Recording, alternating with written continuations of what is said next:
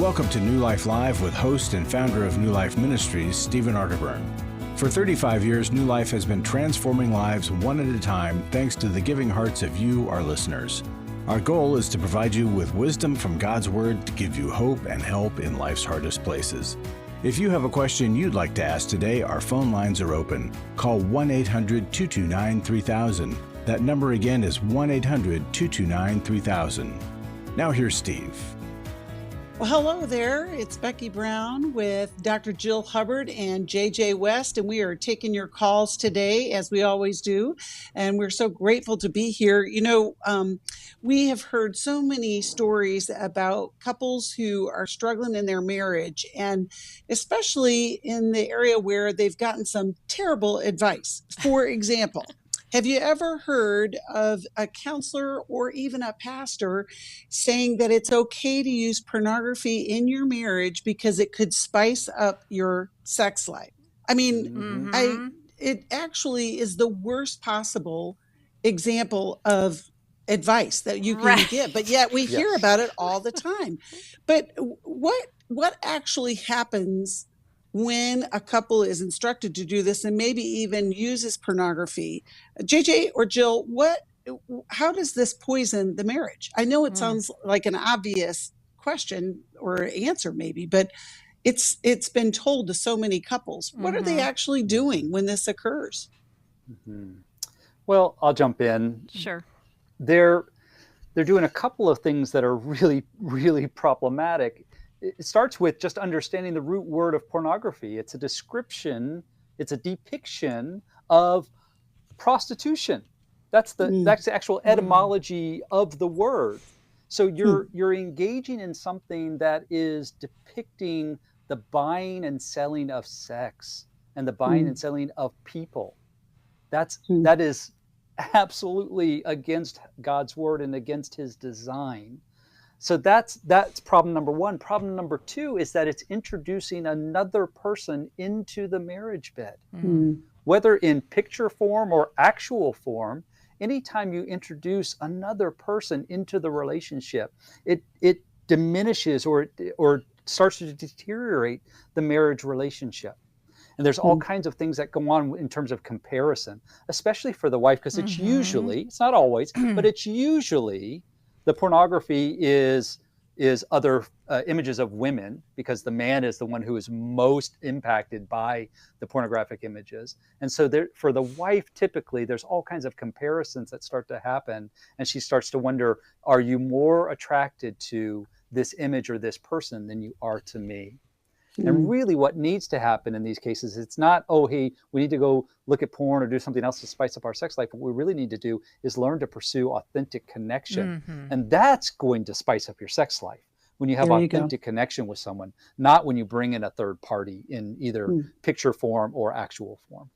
It's so true. Right, because it's not about intimacy. Then the focus is purely on the performance of the sexual act. Right? And what you're doing is you're habituating to needing an outside aid to perform, right? And to be close. And so the focus completely shifts off of what it was intended to be. And it's that emotional connection.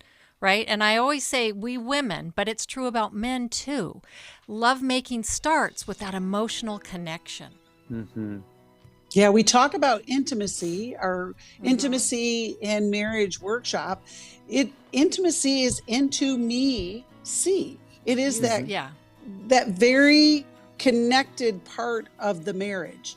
And when you think about this concept of outsiders, that doesn't even make sense. But yet that's what we're told, you know, in so many terrible situations. You'll never hear that here. We won't ever tell you that because we have seen the damage that it has done to so many folks. But you know what? There's hope for healing and restoration. You know, our intimacy and marriage workshop is one of those places that you can get healing. We've got coaches, counselors, help you to get connected with your spouse in a healthy and meaningful way that can make all the difference in the world. We're going to go to our calls right after this. My husband was involved with a pornography addiction. He was unfaithful. I called the wedding off. He stepped out on the marriage and ended up having a child. The Restore Workshop is designed for a woman dealing with a man's sexual addiction issues. My husband is a recovering sex addict. There were strip clubs, other ladies. If you've been affected by betrayal, an emotional or physical affair, or pornography, the Restore Workshop will equip you with support and tools to help you through. Restore has empowered me and has given me the tools to work through my anger, work through my pain, work through my confusion, and help me realize that I am worthy. Being here and being surrounded by people who get it has given me my power back. The Restore Workshop is being held online Saturday, June 10th. Call 1-800-NEW-LIFE to find out more. That's 1-800-639-5433 or online at newlife.com. Thank you, Restore. You have changed my life forever.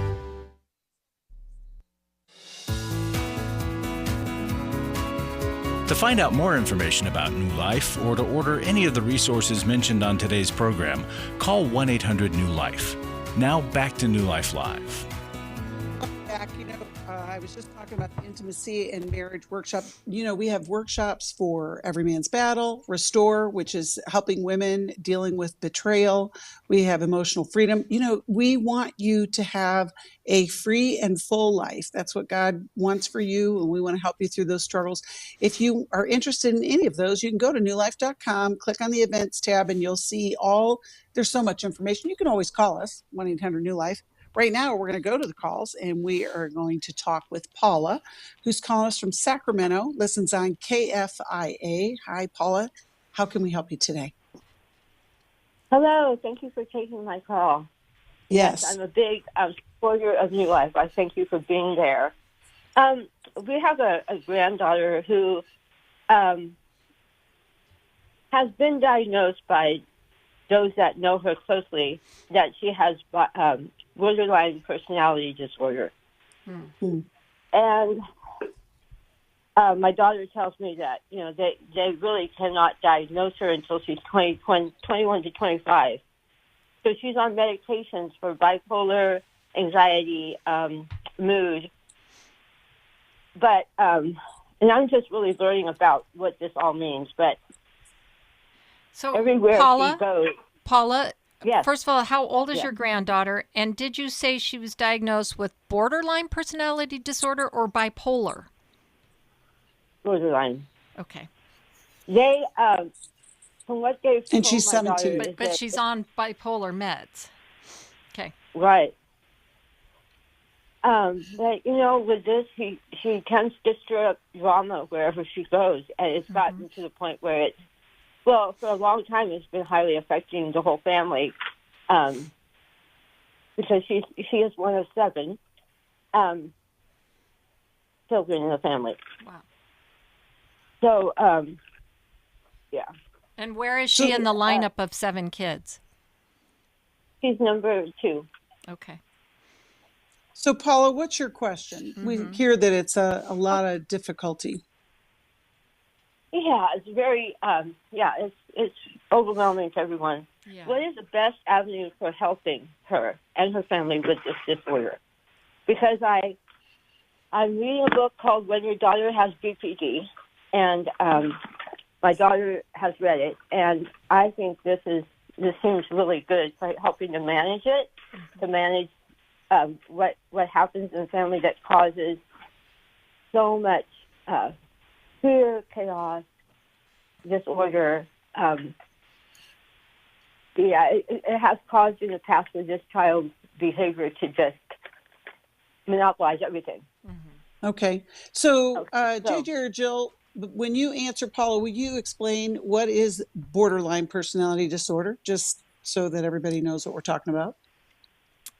Okay. Well, borderline personality is someone who is emotionally labile and unstable, creates a lot of chaos in relationships. They tend to idealize and then they devalue. So it's a lot of hot and cold. They tend to leave a path of destruction, of broken relationships, kind of all or nothing. They are highly attention seeking. But one thing that's really important to remember is that actually their brains feel things much more intensely. And so they get very upset when you don't jump on the bandwagon of their intensity. And they're very demanding, right? Often seen as histrionic, often seen as shallow. And so they're definitely problematic. Now, that being said, at her age, and your daughter's right, she can't fully be diagnosed until she's a little bit older, but you're seeing some of the symptoms. Now, I know that there's a lot of people out there that would say that their daughter of this age is also BPD, right? Because this is also a very intense time for girls, and you will see a lot of acting out behavior and a lot of this emotionality that then eventually does die down as they get into their 20s and their brain becomes fully online and they mature, but not all of them. So one of the treatments that's best for this, that helps people make good decisions, is DBT, dialectical behavioral therapy. So to get in with a therapist that is trained in this can help set some structure and help your granddaughter to buy into making some better decisions for herself. All of that being said, I would also look at, with 7 kids, you know, she is the one that's finding a way to get the attention, right? So there's also something to look at in the family. Okay, JJ, do you have anything you want to add? So a couple things. Paula, do you live nearby? Do they live with you? How involved are you with the family? I want to be very involved, but I'm really far away.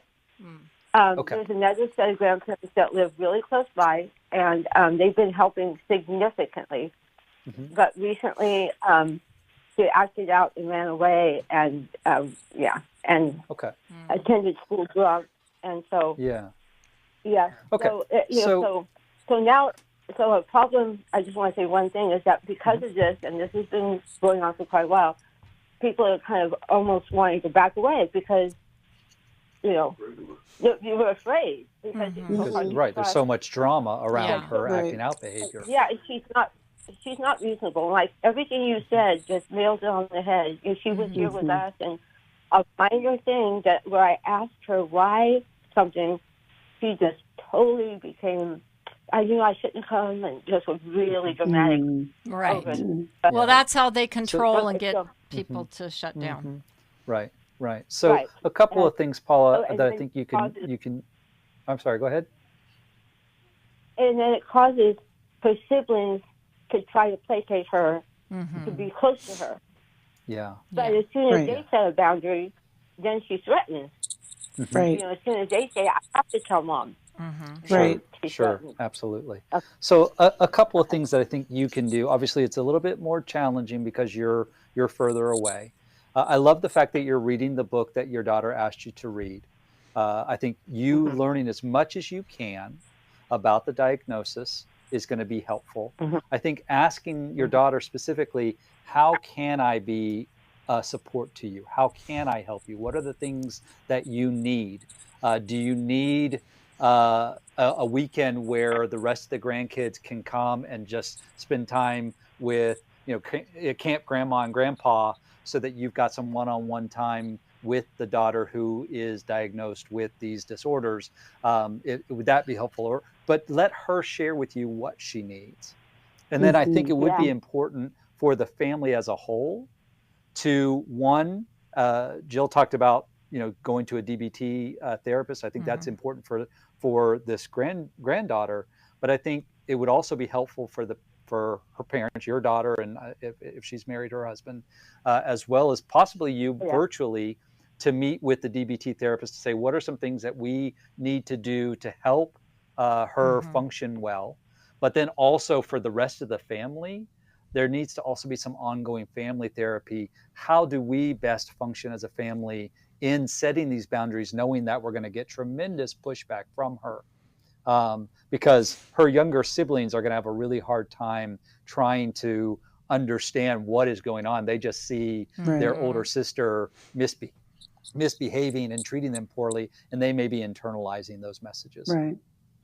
Right. Well, And Paula, Go ahead. And you have to consider that people with borderline are highly impulsive, and so they do a lot of acting out, like with drugs and alcohol, with sex, with eating. So there's multiple problems here at hand that have to be addressed. We will send you. We'll send you, Paula, Understanding and Loving a Person with Bipolar or Borderline Personality Disorder, which I think will give you some insight. But I also love what you said, Jill, earlier about the fact that she's 17. And so while this may not be the diagnosis for her, it can be helpful to keep that in mind. Just, there's a lot going on there, but we'll be praying for her and for the family. We're glad you called. That's a good grandma call, right? We're going to talk with Curtis, who's calling us from, I don't know how to say that, but it's in New York, and it's Sirius XM is how you listen, Curtis. I'm so glad you called. How can we help you today? Yeah, I just want to have a quick question about, I listen to you guys a lot, and you talk about kids and stuff like that. I'm a single parent of 2 kids. One is 10 and one is 7. My son, who's 10 years old, has autism, and his mother is battled with addiction for a long time. She's been sober for years. But, of course, he's not able to be unsupervised around the children. She has nowhere to see the kids, so she comes to my apartment. And when she comes to my apartment, it's a toxic environment, not only for me, but for the children. So I'm trying to figure out how to explain to my kids, because they're blaming me that I keep taking their mother away from them. That is hard. Just for clarification, Curtis, is your son that has autism, is he verbal? Is he able to connect? He is verbal. He doesn't have that side of the autism. It's more of an intellectual properties and sensory issues. Okay. So there's a lot of drama. Your 7-year-old is a girl? Yes. Okay. So they're having to deal with a lot of disruption in their lives with their mom. Is mom behaving when she comes in? She's not? Is that what you're saying the problem is? She does not. It's like she blames me for everything that happened in her life. Like I heard a program that you had on a couple weeks ago where you were talking about how you do things to try to help the person that's addicted get off drugs. I did all those things that you can imagine, whether it was going into a crack house, pulling her out of a crack house, whatever. I did what I thought I was right. And now I have, I don't know how you say it, but I have 2 children that have no idea what I'm trying to keep them away from. Yeah. Gosh. JJ, how can we help Curtis? One question first. Curtis, why is the supervised visitation at your house and not, say, through the court system or through, say, a guardian ad litem, something along those lines? Well, it was for 2 years when my son has an aid worker that comes in every night. When the aid worker that I had would do it, but I don't have that aid worker anymore, and the current aid worker doesn't want to deal with the mom's nonsense because he tries to pull everybody into this, I'm the victim, and Curtis is the bad one. So she doesn't. Nobody that she hangs around with would even be approved by CPS for visits. But but they have visitation centers where they can also go. But so she doesn't really come to visit the children. She comes to plead her case. Oh yeah. Is that what you're saying? Oh yeah. And yet the children, kids desire to know both their parents. Sure. And even a bad parent, a kid still wants connection with, right? And kids will try to keep their parent good so that they can have something of them. So it's understandable that your kids are very confused and at these ages aren't fully going to understand the ways in which you're trying to protect them. And Right. that's a very hard position for you to be in. We'll go back to JJ after the break, Curtis.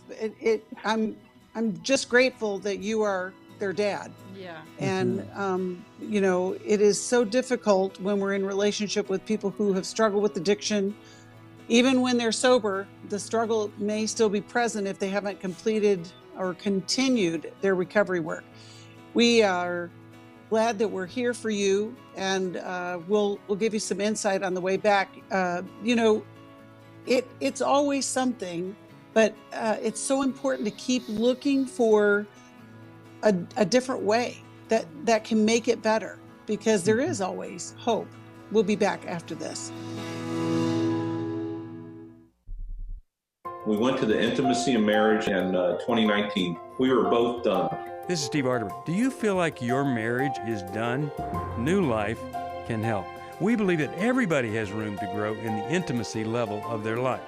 Our Intimacy and Marriage Workshop examines the various types of intimacy, spiritual, emotional, and physical, as well as the challenges of experiencing true intimacy. The next Intimacy and Marriage Workshop is July 28th to the 30th in Washington, D.C.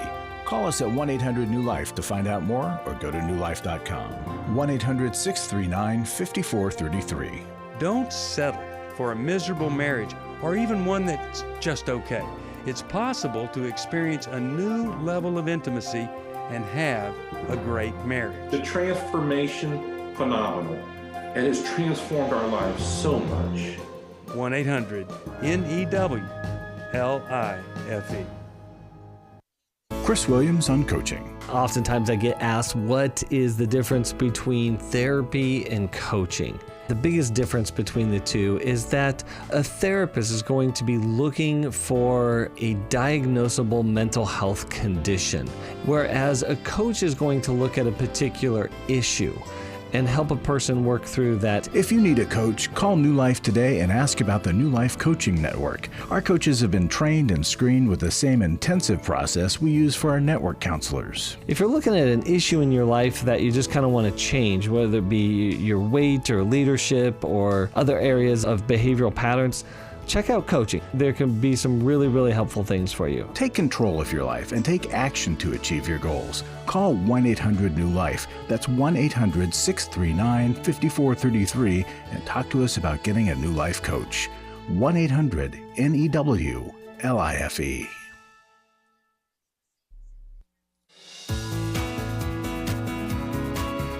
We'd love to hear from you. If you have a question or a comment, call toll-free 1-800-229-3000. Now back to New Life Live. Welcome back. We are glad that you called, and I just, we're in the middle of this discussion with Curtis, and, I want to say again, Curtis, you are a great dad for carrying the burden that you have carried. But JJ, you had asked them the question about the situation. I interrupted you. I'm sorry. What would you encourage for Curtis to do?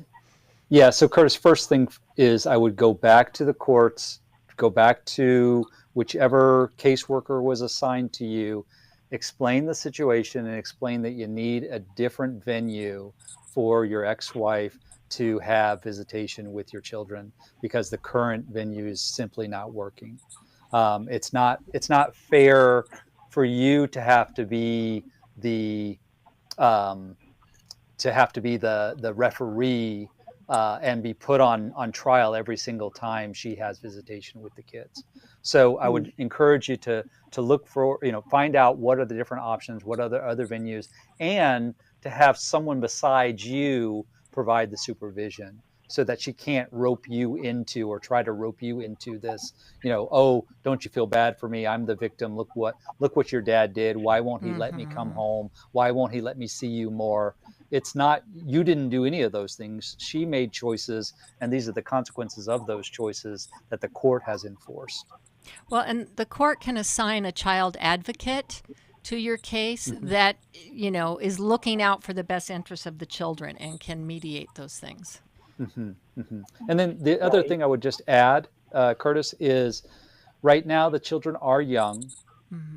As they get older, unless mom's behavior changes dramatically, they're going to see the truth of how she behaves.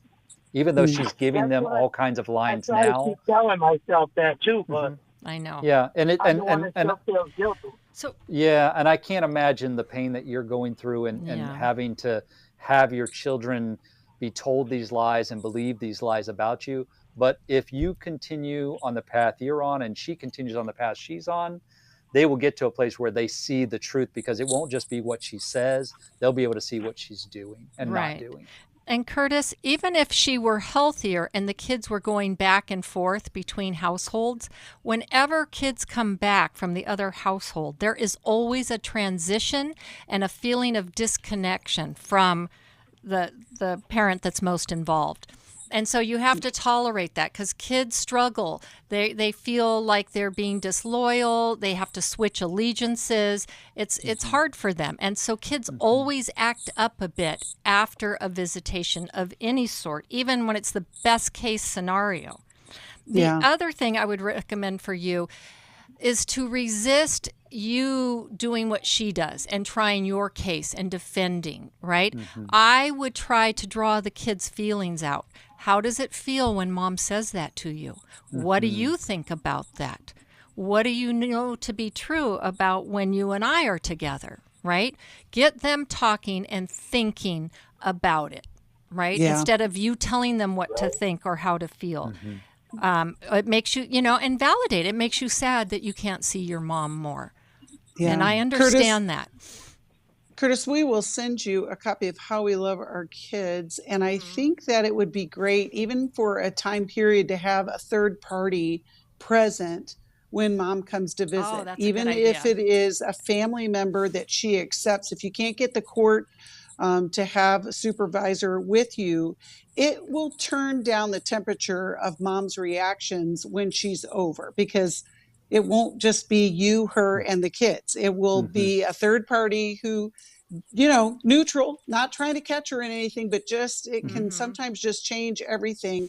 And we'll be praying for your family. We're going to send you a copy of that. How We Love Our Kids can help you even as you're continuing to, parent them. I think that's the challenge of all parents, is how do we parent even in the worst situations? But we're glad you called. We're going to go back to the calls, and we're going to talk with Barbie, who's calling us from Seattle, and she listens from her mother. I don't know what that means, Barbie, but I'm sure you're going to explain.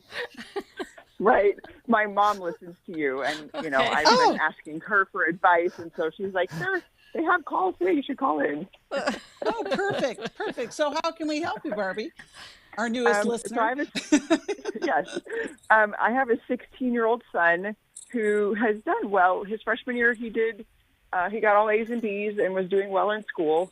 And then towards the end of first semester of this second year, his sophomore year, he was absent quite a bit due to illness and then a trip. And so his grades kind of plummeted. And then like a week later, his girlfriend of a year and a half dumped him, and his grades have just gone down the toilet. Yep. And no matter what I do, he's kind of refusing, and he wants me to quit nagging him and quit asking him about how he's doing. And he said, my consequence is that I'm going to fail. So, just leave me alone. So I don't want him to fail, but I'm not sure where I can help him. He is in therapy because he had talked about suicide. And so, I'm continuing to have him in therapy. But do I just let him fail? Okay. Well, you can hear the music. Barbie, that usually means we're going to go to a break. I know you don't listen, but now you do. So I'm just telling you, we're going to go to a break. I do have one question. Is Dad in the picture at all? We've been divorced for 7 years, and that was hugely impactful, especially on my son. Okay. And does he have contact with his dad at all? He does occasionally, but his dad is emotionally abusive, and so it's not a healthy relationship at all. Okay. That all fits in with all of this. Yeah. Well, we're glad you called, Barbie. Thanks to your mom. And we'll be back after this break to answer your question. We all face days where life throws us a curveball and our routines or plans get disrupted. Things we wanted to do are forced to take a backseat to the unexpected demands of the day. If you normally listen to New Life Live on a radio station, well, you might not be able to that day. And on these hectic days when you're feeling stressed or frazzled, hearing the sound of counsel given on New Life Live is just what you need to navigate the unexpected things of life. Every time I'm troubled or I have a problem, I'll cut on New Life, and there's always something that is said that is helpful to me. By listening, I have learned more than I can ever express about how God wants me to live. Download the New Life app for the easiest way to listen wherever you are and at a time that's convenient for you, or watch the show on our YouTube channel. You can even subscribe to our podcast from your favorite podcast provider. You never have to miss a day of New Life. Wherever you are, we are. I have given to New Life regularly because I have so many people that I am referring to New Life who so benefit from the ministry. I just can't imagine what would happen in my area if New Life wasn't available to us. You can help New Life Live stay on the air by joining Club New Life today. When you sign up to support us monthly through Club New Life, we'll send you the new member thank you gift of all 8 100-day devotionals, including 100 Days of Prayer, 100 Days of Freedom from Depression, and 100 Days of Peace. There are also ongoing benefits like the monthly Club New Life CD or download, access to the Club New Life video library, quarterly resources, free shipping on purchased resources, discounts on workshops, and quarterly online meetings with Steve. Call 1-800-NEW-LIFE. Support Club New Life, and together we can help hurting people find help and hope in life's hardest places. Call 1-800-639-5433 to join Club New Life today.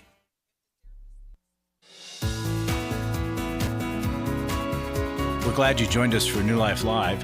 To be a part of the program, call 1-800-229-3000. Now back to New Life Live. Welcome back. We're glad you called, Barbie, and I think we can give you some help. JJ or Jill, who wants to start? Well, Barbie, I was thinking about your son. I'm so glad that he's in therapy. And he's had a girlfriend for 1.5 years at his age. That's pretty significant. That's a long time. And so the feelings of loss that are so huge can cause kids to think, suicidal thoughts, especially at their young age. A lot of times, though, that issue with the girlfriend and the loss is the layer that's on top of the earlier loss in life, which is perhaps around the divorce and the loss of dad not being there. And so whenever we have subsequent losses, it stirs up previous losses. So I hope that the therapist is looking at that what was it like for him as a little boy to go through his family breaking up. And now the girlfriend not wanting him, or however that came about, is feeling like, again, that rejection and abandonment. And that's why, it's more complicated and feels intense. It sounds like we were wondering about with the grades. Here he is, a previously good student, and then started to struggle. And then with this loss, is this part of the hopelessness that he's feeling where he previously cared about his grades and now he no longer does? Probably. Okay. Well, and him saying, this is my consequence, is that like him accepting responsibility or just not caring? I think maybe a little bit of both. Okay. He just has kind of given up, but makes attempts to bring his grade under check, and then just not wanting to do it. Right. So he gets overwhelmed, and the emotions that are going on with the loss, I think, overshadow his ability to be productive. Right. Yes. That's disabled that. So I think it's important to ask him how you ask him how he's doing, but to ask him how you can best support him during this time, that you realize it's a difficult time, you've given him therapy, you want to come alongside him, and is he aware of what he needs to move forward?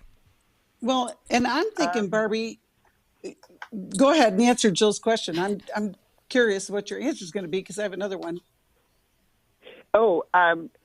I do ask him those questions, what can I do to help you? And, very rarely he'll take me up on him because I'm a teacher and I can help him. Yeah. And I actually had previously homeschooled him, so I think maybe some of that plays into it, that he doesn't want me to help him. But then I suggest other ways, other people that could help him, like go to the library with a friend. Like I'm doing my best.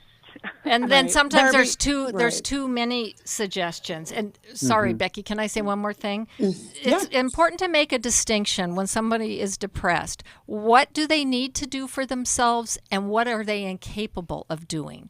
And sometimes we step in and do what they're incapable of doing, right, to offer them that support, but then we're hands off with the things that they need to do for themselves. And sometimes, yes, early on we let our kids fail, because they learn from that. And as they get older, the stakes are bigger. So better to fail at this age than later in life. Okay, so Barbie, what I was going to say is that you are overwhelmed with all of this. And so when you ask the question, do I nag him? I would encourage you to get the support that you need, but also to create another line of conversation with him, so that it is not always about the grades and not about how he can do better, because it'll open up another avenue for you guys to connect. And I think, that could help. But JJ, I'd love to hear what you have to say. Yeah, a couple of things. One is that he is partially right in that there is a natural consequence to him not doing what he needs to do in school, which is that he will fail. And that can be enough of a motivation to turn things around for him, maybe not. But even if he does, even if he fails sophomore year and has to repeat either the whole year or some of the classes, that doesn't mean that his life is over.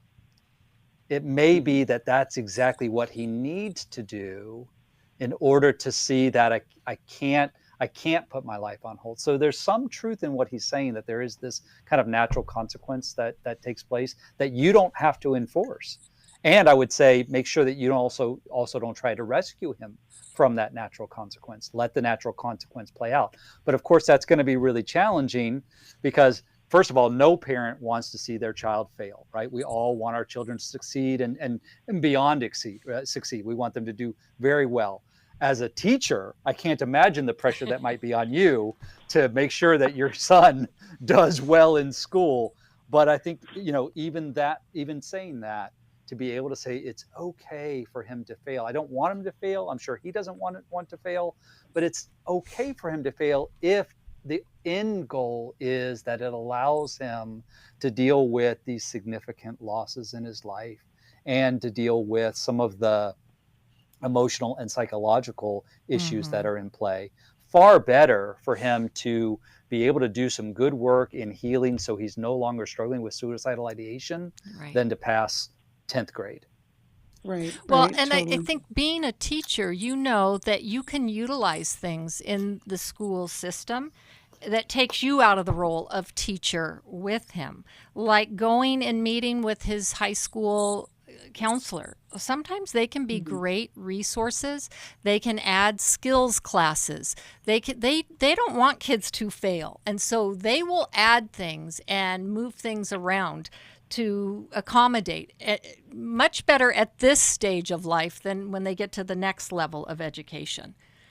So Barbie, that's something to utilize, that you can say, we're going to go talk to your school counselor. That's fine if you want this consequence, but we're going to go talk and see to, keep you on track as best we can. And that's something that you can, do with him. And sometimes you just have to take them and go. Yes, I've talked to her, and she's called him in a couple of times, and he's still, he says, yeah, I'll do that, but then it doesn't happen. Right. Yep. As far as working with his classes. Mm-hmm. Barbie, do you feel like we've given you some direction that's helpful, or is there something else that we might need to address? Could you grade us as the teacher? No. Well, no, I'm not looking for that. I'm I teasing. really do want to help you. I do want to help you. We're going to send you. Go ahead, Barbie. Oh, I was just going to say, I really appreciate it, because I don't think that I've been thinking this is about me at all, but it's true. I am overwhelmed, and to get the support that I need is probably a good idea. And he has told me a couple of times, all we talk about is school, and I miss just you and me hanging out. So Yes. that is a good, to have something else besides school with him. That's a really good reminder and suggestion. So thank you. And it was good to hear too that his life won't be over if he does flunk a class or two or whatever. So thank you for that as well. We are going to send you. I know my We're kid going to send. has flunked all kinds of Go classes. ahead, Jill. I said I really understand, because I have a kid who's had to experience that. Just saying. There you go. It's not the end of the world. Barbie, we're going to send you a copy of How We Love Our Kids, which I also think can help you as you connect with him. And one of the things that we talk about here all the time is how to describe how you feel inside. And that book, as well as How We Love, gives you that list of soul words that can help you describe, it's not just anxiety, it could be something else. It could be, so it just is a very good tool as you navigate these waters. And if you need anything, you can call us with more, and we'll be glad to stay in touch with you, Barbie. Right now, one of the reasons why we can stay in touch is because we have great donors who help us do everything that we do.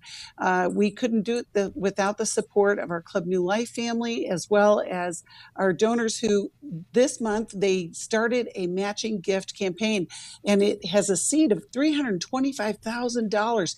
Every dollar that you give during this campaign will be doubled, and it'll make a difference in someone's life. We have a testimony from a man who went to Every Man's Battle that said this was a powerful workshop. It brought new perspective to the causes and triggers for sexual addiction. And during this workshop, I was able to learn to forgive my dad for his attempted suicide when I was 15. That changed my life from that point forward.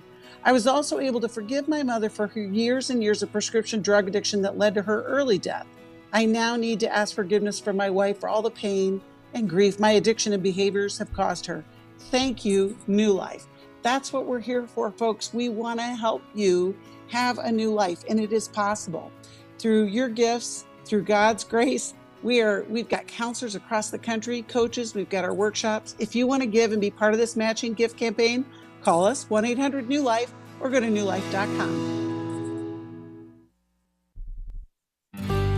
For most of my life, I've been dealing with an opiate addiction. Why is opioid addiction quickly becoming one of our nation's biggest killers? Maybe it's because it isn't only those who are addicted who are in denial. We did what I see so many parents do, is it can't be an addiction. There's something medically wrong. It's impossible to solve a problem when you don't know what you're up against, and families will try to find any explanation except the one that will put them on the right path. Alcoholism and drug addiction is a family disease. It doesn't affect just the individual. If someone you love is abusing painkillers, know what you're up against. It's time to admit its addiction and seek treatment. Call us today at 1-800-NEW-LIFE. We have partner treatment centers around the country. Call 1-800-639-5433 or visit us online at newlife.com. We just made a decision. We will do whatever it takes. 1-800-NEW-LIFE. Hi, this is Stephen Arterburn from New Life Ministries. We know that Christian counseling changes lives. We hear evidence of that every day. My relationships with my husband, with my friends, with my family are much richer and deeper and honest. Particularly my relationship with God, I see Him in a more accurate form and begin to trust Him more. There's joy and there's peace because I have the internal tools that I can trust. So it's radically changed my life. I'm just not even the same person. Our nationwide network of licensed Christian counselors means there is help available near you. take the leap, jump in, and go for it. It's changed my life completely. You don't have to be stuck where you are, but you can't really expect to change unless you take action. Call us today at 1-800-NEW-LIFE. It could be the start of a whole new life for you. Christian counseling works, and we can help. Call 1-800-NEW-LIFE today. Someone who cares is always there at 1-800-NEW-LIFE.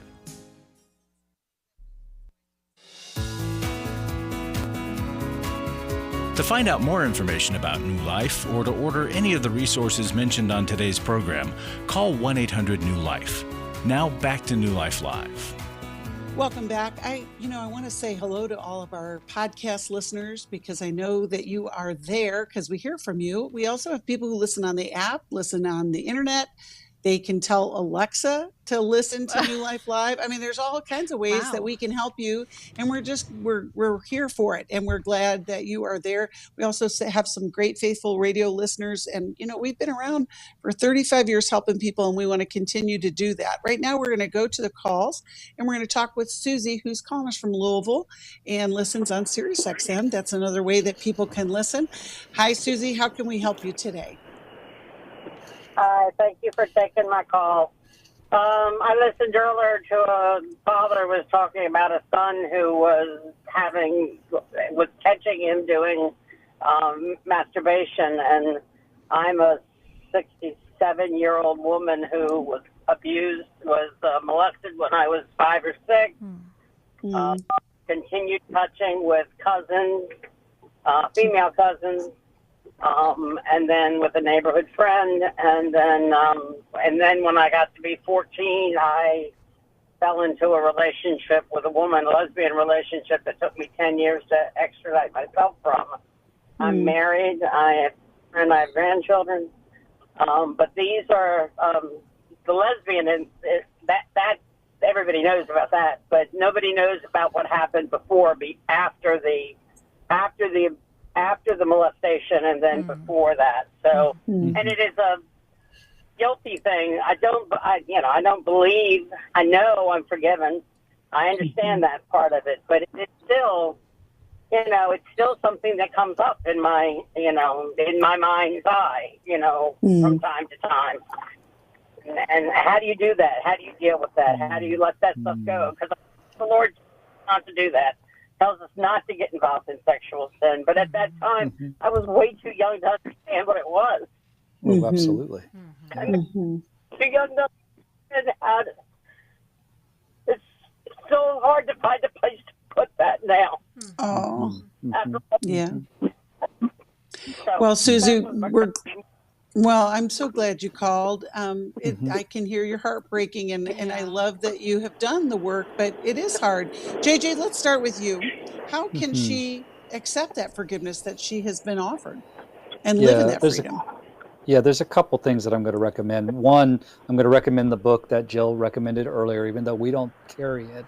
The Wounded Heart by Dan Allender is a wonderful resource for adults dealing with the impact of childhood sexual abuse. So I want to recommend that you get that book and the workbook to help you walk through this process, as well as if you're not already working with a therapist, to work with a therapist to help you, especially, it's not just the understanding that I am forgiven for my sin, but also being able to offer the grace and mercy to yourself that you were a child, you didn't fully understand all that was going on. And oh, by the way, your body responded, your body was designed to respond sexually to sexual touch. And didn't know that, oh, I'm a child and this is abusive. You had no way of understanding all of that. And so what happens anytime a child is abused sexually, it awakens sexuality for them in way before you're ready for it, way before you're mature enough to understand it. And so what happens a lot of times is, because I haven't developed emotionally and relationally, I tend to then sexualize all of my emotions because I don't have a category for it. So when I experience abuse, whether it's exposure or it's actual molestation like you experience, a lot of my emotions get confused with sexuality. And so I start to wonder, like, why am I always feeling this sexual desire? What's wrong with me? And so being able to work with a good therapist and going through a book like The Wounded Heart will help you to identify the fact that your body was designed to respond sexually. It's just that was taken advantage of by people in your life, whether cousins or neighbors or aunts or uncles or whomever was involved in that process. And even your response of sexual play that you began to engage in after being abused yourself, all of that is still part of that process of trying to comprehend, trying to make sense of what's going on. And at 5 or 6 years old, there's no way that you could have made sense of all of that, especially if you didn't have good, loving parents who would come alongside you and help you try to make sense of what happened to you. That's right. Jill, what would you add? And there really is that training up a child in the way he should go or she should go. Because you were being trained into this, right? Your innocence was taken from you. And so you were being trained that this is what we do when we connect with people. So this is how you, like, I love what you said, JJ, about the sexualization, because this is how you learn to connect. And I think it's really important at this age now, Susie, to develop a sense of compassion for yourself at these different ages, for the 5 or 6 year old, for the younger you, for the 14-year-old that got ensnared in this relationship. You were trying to find ways to connect and to be okay and to feel good. And so if you're being trained to go in this direction, of course you're going to go in that direction. And so, again, like JJ said, you lacked the maturity to know and to see it otherwise.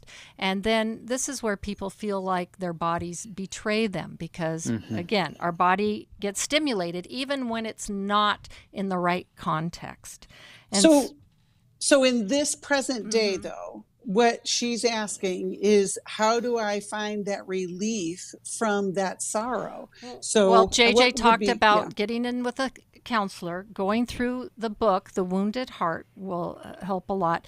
And I'm talking about developing a sense of compassion, like really caring about what your younger self went through, so that it's not just an intellectual, I forgive myself, right? But it's like, wow, that must have been so hard for me at that younger age, right? And really understanding and grieving with those younger parts of you, that nobody was around to redirect you in a healthy way.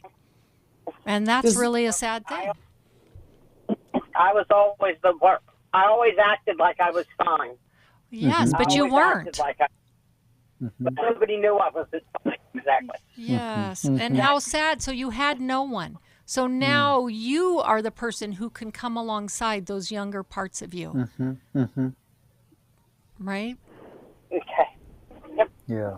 All right. Susie, we will get you connected with a therapist in your area that can help you process this and get some freedom. Maybe even later in this year, we're going to be doing our emotional freedom workshop. That could be helpful. And I think I'm going to send you a copy of Healing is a Choice, because it also can help you in this process.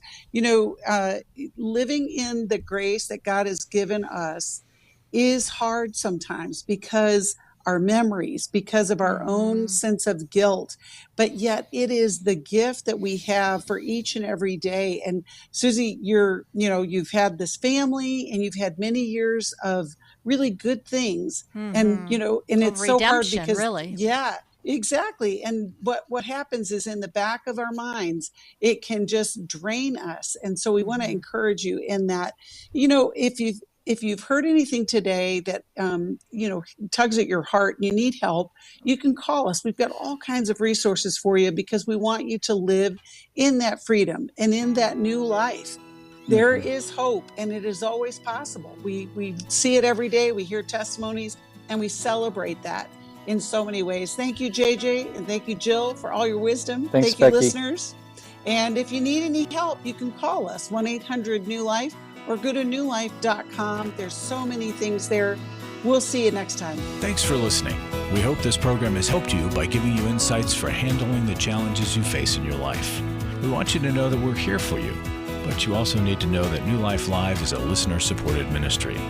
To make your donation or to get any of the resources mentioned on today's program, call 1-800-NEW-LIFE. That's 1-800-639-5433, or write to us at New Life Ministries, P.O. Box 1029, Lake Forest, California, 92609. Please join us again tomorrow for New Life Live.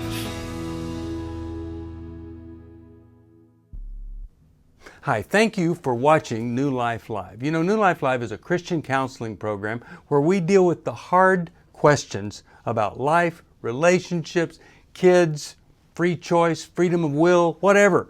It's all right there on New Life Live every day, every weekday, 1 p.m. Eastern, 10 a.m. Pacific. If you want to call into the live broadcast, you can find the schedule on newlife.com or click the social media link right below. You can see every episode of New Life Live on the New Life YouTube channel. Watch it with a friend, watch it later. Be sure to subscribe and hit that bell so you'll never miss another episode. So if you want to listen on the go, download the app. The link is right below. And I hope if you need some information, if you want to get some help, you'll call us at 1-800-NEW-LIFE. And I'll see you next time.